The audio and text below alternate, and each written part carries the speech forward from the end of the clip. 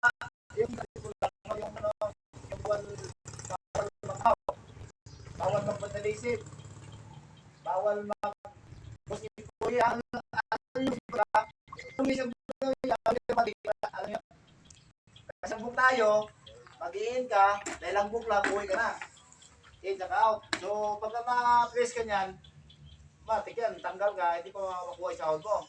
Kasi ang mga ganyang kaso, yung mag-i-in ka, tapos i-out mo ulit, tapos uwi ka sa bahay.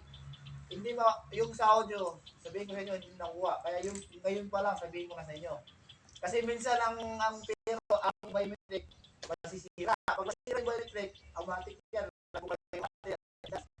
So, kung nahuli kayo na, lagi nyo ginagawa ng pero bading, matik yan. Pag halimbawa, nahuli kayo ng waivers, hindi bibigay yung sahod. Kasi pagka ang mindset ng admin, nahuli ka ng araw yan, ibig sabihin, lagi nyo ginagawa.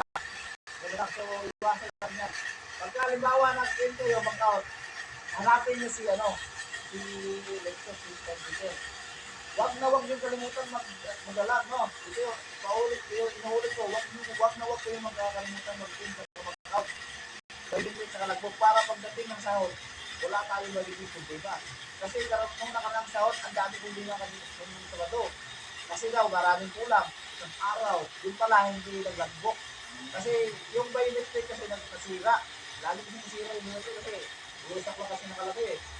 So, dapat nakalagay yung biometric nasa impasin.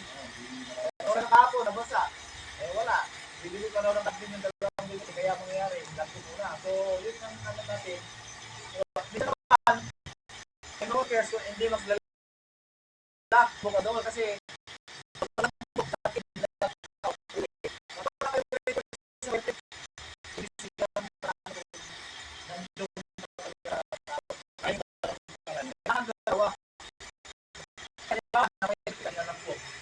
so kung ba yung dapat okay naman hindi mo lang ano sa atin pero ang inaalala natin baka magpili yung login kaya meron tayo lagbok para kami dalawa na engineer kami yung mag-post doon sa atin na nandiyan yan alang wala yan nakalangbok na yan ibig sabihin nandiyan sa inyo ang sa inyo ang kulang video so yun yan ang pinag-aagawa natin sound yan ha log in sa log out no tapos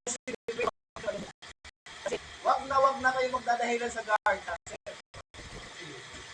wag kung may kilala kayo sa loob sabi tawagin nyo ako di ba para kayaming kita ng guardian para makasok wag na kayo maglapit sa guardian kasi yun ang rules and regulation ng city hall no PPE no wala hindi ka pwedeng masok kung entry so kung naiwan yung PPE nyo pwede kayong kung may kilala kayo pwede kayong makiusap na tawagin si sir para mapahirapan kayo ng PPE. Pero wag naman lagi sa isang linggo, 2 beses, 3 beses. Yung isang buwan na 2 beses. So, ganun lang. Kung wala kayong PPE dala, uwi na lang kayo. So, kung halimbawa, first time pa, second time to share, okay lang. Kaya lamang kayo. Pinasapan si ano. Pero kung palagi, wag naman, no? Tapos kung namulog kayo, lalo na mainit, huwag na kayo pumasok, huwag na kayo kasi kung ako lang, okay lang ako pasok kasi hindi naman ano eh. Hindi naman ako nagsisigod eh. Hindi naman ako sa office eh. Kayo kasi nasa arawan kayo. Diba ka? Di ba pag hangover, mainit yung katawan.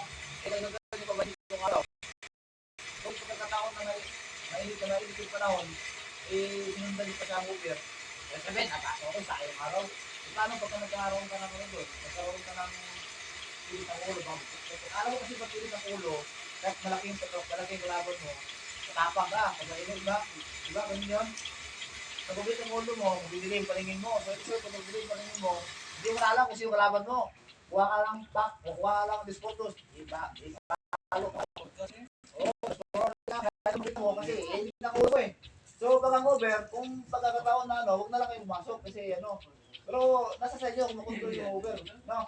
So, yun lang, no? Magtrabaho tayo ng ligtas at susunod tayo ng rules and regulation ng City Corp at Bigawide, no? Para magpayapa yung pag ano, halimbawa, na kayo lahat natin yan. So memorable tayo na isa tayo. Kayo ha, hindi ako sawa.